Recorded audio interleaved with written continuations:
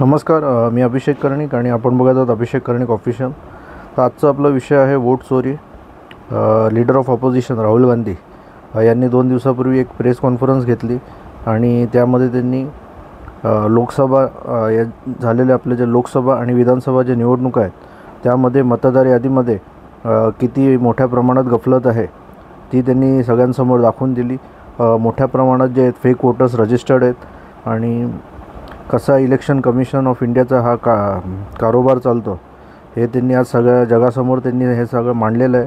आणि आता प्रश्न असाच राहतो की हे जे इलेक्शन कमिशन ऑफ इंडिया आहे ह्याच्यावर खरंच लोकांनी विश्वास ठेवायचा का? आणि आपण जे म्हणतो आहे आपला देश आहे हा एक डेमोक्रेसीमधनं एक रिपब्लिक ऑफ इंडिया म्हणून आपण आपल्या देशाचं नाव आज अख्ख्या जगात आहे.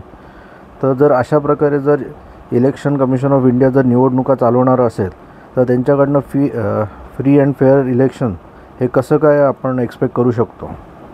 आपण बघितलं असेल की एकेका लोकसभा कॉन्स्टिट्युन्सीमध्ये 1,00,000 फेक वोटर्स रजिस्टर्ड आहेत. 1,00,000 फेक वोटर्स जे रजिस्टर्ड आहेत एका लोकसभा कॉन्स्टिट्युन्सीमध्ये हे खूप मोठ्या प्रमाणात आपण बघतो आहे की इलेक्शन कमिशन ऑफ इंडियानी काय गफलत केलं म्हणजे याच्यामध्ये.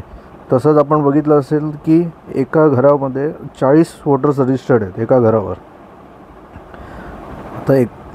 तसंच आपण बघितलं असेल की एक वोटर जो असतो एका वोटरच्या मिडल नेममध्ये त्याचं जे HIJK असं काही अल्फाबेट्समध्ये त्याचं वोटर लिस्टमध्ये नाव रजिस्टर्ड आहे. आणि एकेका वोटरचे 4 कॉन्स्टिट्युन्सीमध्ये वेगवेगळ्या स्टेटमध्ये त्याचं नाव रजिस्टर्ड आहे. तर इलेक्शन कमिशन ऑफ इंडिया हे सगळं व्हेरीफाय करत नाही का? तर व्हेरीफाय करत नसेल तर ही चूक कोणाची? इलेक्शन कमिशन ऑफ इंडियाचीच आहे. आणि इलेक्शन कमिशन ऑफ इंडियाकडे प्रत्येक वेळेस आज म्हणजे बाकी जे ऑपोजिशन पार्टीज असतील या सगळ्यांनी इलेक्शन कमिशन ऑफ इंडियाला व्हिडिओग्राफिक एव्हिडन्स द्या. तुम्ही त्याच्यानंतर वोटर लिस्ट जी असते इलेक्ट्रॉनिक वोटर लिस्टचा डेटा आम्हाला द्या. या सगळ्या गोष्टीची जी डिमांड आहे ती वेळोवेळी इलेक्शन कमिशन ऑफ इंडियाकडे करण्यात आली होती. पण अजूनपर्यंत इलेक्शन कमिशन ऑफ इंडिया या सगळ्या गोष्टींसाठी रेडी नाही झाले. आणि दुसरं म्हणजे आपण जे निवडणुका झाल्या त्या निवडणुकामध्ये पण आपण बघितलं असेल की साधारणतः एक लोकसभेच्या निवडणुकीत भारतीय जनता पार्टी असतं एक साधारणतः लोकांना एक दिसून येत होतं की भारतीय जनता पार्टी आहे जी 170चा आकडा पार करू शकत नाही. हे एक साधारणतः लोकांना असं चित्र दिसत होतं. बाकी त्यांचा जो मीडिया आहे गोदी मीडिया असो किंवा व्हॉट एव्हर इट इज ते काय पण सांगतील. पण एक वस्तुस्थिती जी ग्राउंड लेवलला आपण बघितली तर ते दिसून येत होतं की खूप मोठ्या प्रमाणात त्यांच्या विरुद्ध मोदींच्या विरुद्ध एक वातावरण होतं. आणि 170चा आकडा पण ते पार करतील का नाही असं सगळं काय चित्र दिसत होतं लोकसभेमध्ये पण. आणि आपण बघितलं असेल की लोकसभा महाराष्ट्राचं जर आपण एक्झाम्पल घ्यायचं ठरवलं की महाराष्ट्रामध्ये लोकसभाची निवडणूक झाली त्यानंतर लगेच 5 महिन्यामध्ये विधानसभेची निवडणूक लागली. आणि या 5 महिन्याच्या कालावधीमध्ये एकूण 42 लाख नवीन वोटर्स ॲड झाले. आता हे कसं काय झालं? एकदम डायरेक्ट 42 लाख वोटर्स कसे 5 महिन्याच्या कालावधीमध्ये कसे काय ॲड झाले? या बाबतीत जर इलेक्शन कमिशनला जेव्हा विचारण्यात आलं तेव्हा त्यांच्याकडनं कुठलंही ठोस उत्तर देण्यात आलं नाही. आणि तसंच जेव्हा विधानसभेची निवडणूक झाली त्यामध्ये शेवटचा जो तास असतो शेवटच्या तासामध्ये अचानक 75 ते 76 लाखाचे वोटर्स आहेत ते ॲड झाले. तर एक तासाभरामध्ये एवढे 75 न 76 लाख वोटर्स कसे काय ॲड झाले? तर या बाबतीत व्हिडिओग्राफिक एव्हिडन्स जो मागितला होता इलेक्शन कमिशन ऑफ इंडियाकडे तोही त्यांनी द्यायला नकार दिला. आणि म्हणजे पारदर्शकता नावाची जी गोष्ट असते आणि जी इलेक्शन कमिशन ऑफ इंडियाकडनं अपेक्षित आहे ती इथे कुठेच दिसत नाही. आणि राहुल गांधींनी ज्या प्रकारे आज इलेक्शन कमिशन ऑफ इंडियाला एक्सपोज केलेलं आहे आणि त्यांचा जो असा कारोबार चाललेला आहे तो आज सगळ्या जगासमोर आणलेला आहे. आणि आपण बघितलं असेल की जेव्हा राहुल गांधींनी हे सगळ्या गोष्टी सगळ्यांसमोर मांडल्या तर त्याला प्रतिसाद देत इलेक्शन कमिशन ऑफ इंडिया यांनी त्यांना सांगितलं की तुम्ही शपथपत्र द्या. राहुल गांधींना सांगितलं की तुम्ही शपथपत्र द्या की अशा गोष्टी आहेत हे. आता मुळात म्हणजे राहुल गांधी हे कोणी इथल्या गल्लीतलं असं गल्ली बोळातला कोणी असं छोटा माणूस नाही आहे. तो लीडर ऑफ ऑपोजिशन आहे.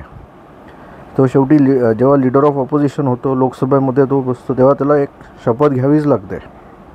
तो शपथ घेऊनच तो त्या तिथे सांसद होतो. तर या सगळ्या गोष्टी इलेक्शन कमिशन ऑफ इंडियाला समजायला पाहिजे.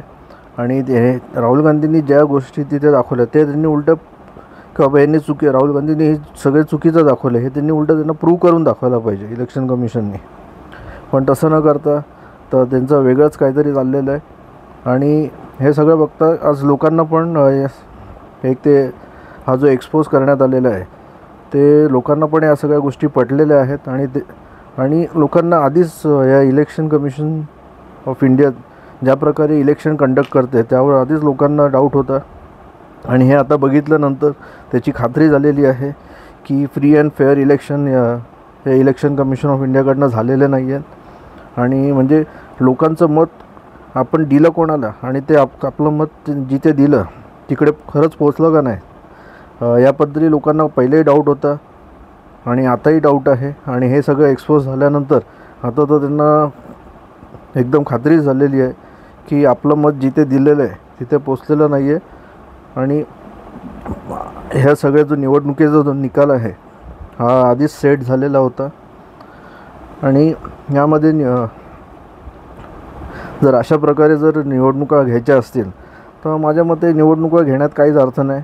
तर इलेक्शन कमिशनला एकाच पार्टीला जर फेवर करून हा पूर्ण जर कारोबार चालवायचा असेल then I think this is not a democracy. हे आपलं म्हणजे आता तानाशाहीची एक प्रकारे सुरुवातच झालेली असं समजून द्या. कारण कुठलीही गोष्ट जर एखादी डेमोक्रेसीमध्ये जर लोकांचा विचार जर तुम्ही घेत नसाल आणि लोकांना ज्या गोष्टी पटत नसतील तर त्या समजून सांगणं आणि त्याचा पुराव्यासहित सगळ्या गोष्टी मांडणं हा एक इलेक्शन कमिशन ऑफ इंडिया म्हणजे खास करून निवडणुकाच्या बाबतीत मी म्हणतो की निवडणुकांच्या बाबतीत जर लोकांना त्या गोष्टीचा डाऊट असतो आहे आणि जर त्या बाबतीत जर ते लोक तक्रार करत असतील तर त्यांची जी तक्रार आहे ती तक्रार घेणं आणि त्यांना त्या बाबतीमध्ये तक्रारचा निवाडा करणं हे इलेक्शन कमिशन ऑफ इंडियाचं काम आहे. पण त्यांनी ते कुठल्याही प्रकारे तसं आपण बघितलं असेल की लोकसभा इलेक्शन्स झाले, विधानसभा इलेक्शन्स झाले, कुठल्याही प्रकारे असं त्यांनी काही काम केलेलं आपण दिसत नाही. आणि आताही आज राहुल गांधींनी नाही म्हटलं तरी ही जी प्रेस कॉन्फरन्स घेतली आणि ज्या प्रकारे हे सगळ्या गोष्टीचा जो एक्सपोज केलेला आहे तो आज पूर्णपणे इंटरनॅशनल स्टेजपर्यंत या सगळ्या गोष्टी पोचलेल्या आहेत. तर आता जर विश्वासार्हता टिकवायची असेल तर ती इलेक्शन कमिशन ऑफ इंडियाला टिकवायची आहे. आणि राहुल गांधीला काय प्रूव्ह करायची गरज नाही. त्यांनी तर सगळ्या गोष्टी आज जवळजवळ 6 महिने ह्याच्यामध्ये त्यांनी रिसर्च केला, त्यांची टीम बसवली आणि 6 महिने सगळ्या गोष्टीचं हे स्टडी केल्यानंतर आज त्यांनी हा जो आहे सगळं प्रेझेंटेशन लोकांसमोर मांडलेलं आहे. त्यामुळे आता प्रूव्ह करायची गरज आहे ती फक्त इलेक्शन कमिशन ऑफ इंडियाला आहे की आपण आपला जो की हाऊ फ्री अँड फेअर जे इलेक्शन कमिशन रन करते ते आज त्या इलेक्शन कमिशनला प्रूव्ह करायची गरज आहे. आणि ह्याच्यानंतर आपण बघितलं असेल की इलेक्शन कमिशन ऑफ इंडियाकडनं काही उत्तरं येत नाही आहेत. सगळी जी उत्तरं म्हणजे हे राहुल गांधींची जी प्रेस कॉन्फरन्स झाली ह्याला जर उत्तरं कोण देत असतील तर ते BJPवाले आहेत, BJPचे प्रवक्ते आहेत किंवा महाराष्ट्रातनं पण जरी बघितलं देवेंद्र फडणवीस हे चीफ मिनिस्टर आहेत. तर खरं बघायला गेलं तर देवेंद्र फडणवीस यांनी या गोष्टी म्हणजे ते काय आपले इलेक्शन कमिशनचे प्रवक्ते नाही आहेत तर ते या महाराष्ट्र राज्याचे मुख्यमंत्री आहेत. तर याचं जे सगळं उत्तर आहे ते इलेक्शन कमिशनकडनं यायला पाहिजे. पण त्यांच्याकडनं नाही येतं भारतीय जनता पार्टीच्या लोकांकडनंच याला प्रत्युत्तर देण्यात येतं आहे. तर इथूनच आपल्याला काही गोष्टी समजून येतात की कशाप्रकारे हा एकंदरीत आपल्या देशात जो आहे कारोबार चालू आहे. एक साधारणतः न्यायव्यवस्था जरी आपण बघितली की न्यायव्यवस्थामध्ये पण एक त्यांच्या विचारसरणीला फेवर करणारे लोक जे आहेत एक साधारणतः एक विचारसरणी आहे त्या विचारसरणीला जे फेवर करणारे लोक आहेत ते तिथे जजेसच्या पोझिशनवर त्यांना हायर करण्यात येतं. आणि एकूणच या देशामध्ये ज्या प्रकारे हा देश चालवण्यात येतो आहे सध्या हा एक म्हणजे अघोषित आणीबाणी समजा की एक डेमोक्रेसी फक्त आता नावाला राहिलं असं वाटायला लागलं आहे. आणि लोकांनाही असं सगळ्यांना वाटायला लागलं की डेमोक्रेसी ही जी गोष्ट आहे ही फक्त आता नावाला राहिलेली आहे. आणि पूर्णपणे एक त्याला म्हणतात ना की तानाशाही टाईप असं म्हणजे म्हणतं की हम बोले सो कायदा, या टाईपच असं सगळ्या गोष्टी चालल्यात का काय असंच आता एकंदरीत लोकांना पण वाटायला लागलेलं आहे. आणि मेन म्हणजे आता लोकांची तर खरंच इच्छा आहे की बाबांनो ते इलेक्शन जे आहे सगळीकडनं डिमांड होते की EVM जे आहे हे EVM हटवा, बॅलेट पेपरवर निवडणुका घ्या. आज अमेरिका जापानसारखे जे टेक्नॉलॉजिकल एवढे ॲडव्हान्स देश आहेत ते लोक पण बॅलेट पेपरवर निवडणुका घेतात. तर आपल्याला इथे भारतामध्ये बॅलेट पेपरवर निवडणुका घ्यायला काय हरकत आहे? काय आता लोकसभेचे जर समजा काउंटिंगची गोष्ट घेतली तर 1 दिवस जाईल रिझल्ट येण्यासाठी. काय फरक पडतो 1 दिवस? आज जर आपल्याला लोकशाही वाचवायची आहे आणि लोकशाहीमध्ये जर तुमची जर फेअर प्ले नसेल तर त्या या सगळ्या म्हणजे निवडणुका आणि हे ते घेणं हे सगळं फार्स आहे. लोकांनी आपलं लाईनीत उभं राहायचं, आपलं मत टाकायचं आणि मत टाकल्यानंतर जर या अशा सगळ्या म्हणजे गोष्टी होणार असेल की ऑलरेडी जर सगळं सेट झालेलं असेल तर मग लोकांनी लाईनीत तरी कशाला उभं राहायचं? आणि इथून पुढे पण जर इलेक्शनचं EVM आणि इलेक्शन कमिशन ऑफ इंडिया यांच्या संगमताने जर अशा सगळ्या गोष्टी होणार असेल तर आय थिंक ह्याच्यामध्ये मग आपण लाईनीमध्ये उभं राहून ते उगाच ते तिथे तासनतास लाईनीत उभा राहा, परत जाऊन तिथे वोट टाका, त्याला काय अर्थच नाही राहणार. म्हणजे हे फक्त एक खेळ आहेत, म्हणतात ना शाळा करतात की लोकांची एक शाळा करण्यात आली, अशीच एक गोष्ट होईल ती. आणि रिझल्ट ऑलरेडी जर असं ठरलेलं असेल तर मग काय त्याच्यात अर्थच नाही राहणार. आणि महाराष्ट्रात जे आपलं विधानसभेचं जे इलेक्शन झालं त्याच्यावरूनच आपण बघितलं असेल की तो जो रिझल्ट लागला त्याच्याने सगळ्यांनाच धक्का बसला. कारण का या रिझल्टची कोणाकडनंही अपेक्षा नव्हती की असा रिझल्ट लागेल म्हणून. जवळजवळ 228च्या आसपास भारतीय जनता पार्टी आणि त्यांचे जे मित्रपक्ष आहेत त्यांनी मिळून 228पर्यंतचं त्यांचं हे जाईल. आणि जी महाविकास आघाडी आहे त्या महाविकास आघाडीला 50च्या आतमध्येच हे लोक गुंडाळून जातील असं कोणालाही वाटलं नव्हतं. आणि तसं बघायला गेलं आपण लोकसभेची आधी जी निवडणूक होऊन गेली होती त्यामध्ये काहीतरी 31 सीट महाविकास आघाडीला आलेल्या होत्या. तर आपण हे सगळं बघितलं तर निदान एक साधं जरी कॅल्क्युलेशन केलं आणि एक वातावरण जरी बघितलं की निदान 100 सीट्स जे आहेत त्या 100 सीट्स 100 to 120च्या दरम्यान सीट्स जरी महाविकास आघाडीच्या या महाराष्ट्र विधानसभेच्या इलेक्शनमध्ये आल्या असत्या. आणि त्याच्यापेक्षा कमी सीट येणं तर शक्यच नव्हतं. एक आपण जर वातावरण आणि या सगळ्या गोष्टी जर बघितलं आणि लोकसभेची निवडणूक पण नुकतीच 5 महिन्यापूर्वीच झाली होती, तरी पण आपण असंच बघू की 100 सीट्स तर कमीत कमी लागल्याच असत्या. पण त्याचा जो रिझल्ट आहे तो रिझल्ट पूर्णपणे विपरीत लागला. आणि आपण बघितलं असेल की एवढं सगळं लागल्यानंतर अख्ख्या महाराष्ट्रामध्ये पण कुठे असं फारसं काही आपल्याला सेलिब्रेशन्स किंवा काही दिसलं नाही. आणि कारण का हा जो रिझल्ट आहे हा रिझल्ट कोणालाच पटण्यासारखा नव्हता. कुठलाही एक सामान्य माणूस जो आहे तो स्वतः जाऊन वोट करून आला होता त्यालाही तो रिझल्ट पटण्यासारखा नव्हता. आणि सगळेजण म्हणत होते की हे झालं कसं काय. आणि बरेचसे जे कॉन्स्टिट्युन्सीमध्ये होते की ज्या माणसाला कोणी नीट धड ओळखत पण नाही आणि याचा येण्याचा काही चान्स पण नाही असा माणूस जो खूप मोठ्या 40-40, 50-50, 60-60 हजार तर कुठे लाखच्या मार्जिननी तो माणूस निवडून आला. तर अशा गोष्टी या महाराष्ट्राच्या विधानसभेच्या इलेक्शनमध्ये पण घडल्या. आणि याबाबतीत जेव्हा इलेक्शन कमिशनला सगळं विचारण्यात आलं होतं तर इलेक्शन कमिशनकडनं पण काय उत्तरं बरोबर देण्यात नाही आली. आणि आज आपण आता बघतो आहे की राहुल गांधींचं एक्सपोजरनंतर आपल्याला काही गोष्टी लक्षात आलेल्या आहेत की कशाप्रकारे इलेक्शन कमिशन ऑफ इंडिया हे फंक्शनिंग करतं आहे सध्या.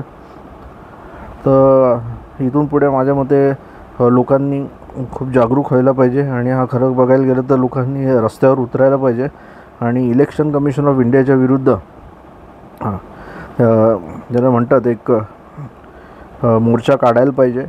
आणि आपला जो विरोध आहे तो विरोध दर्शवायला पाहिजे. आणि आपल्याला एक पारदर्शकता जी अपेक्षित आहे इलेक्शन कमिशन ऑफ इंडियाकडनं ती येणाऱ्या पुढच्या इलेक्शनमध्ये ती दिसली पाहिजे.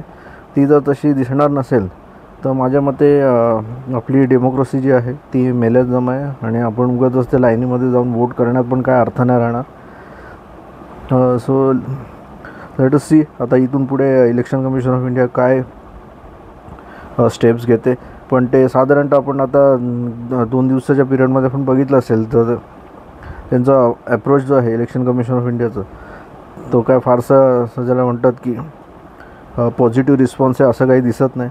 ते उलटंच म्हणजे जो माणूस तक्रार करतो एक्सपोज करतो आहे त्यालाच ते परत काहीतरी अडकवायला बघतात. So that is not right. Let us see इथून पुढे काय होतं. बट माझ्या मते लोकांनी ही जी गोष्ट आहे ही खूप गांभीर्याने घेण्याची गोष्ट आहे की कशाप्रकारे आज आपला हा देश चाललेला आहे आणि कशाप्रकारे तुम्हाला मूर्ख बनवण्यात येतं.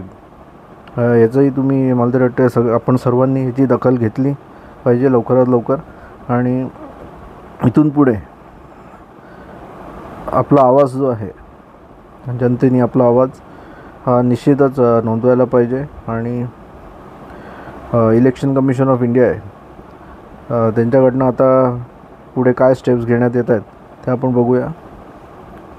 थँक्यू.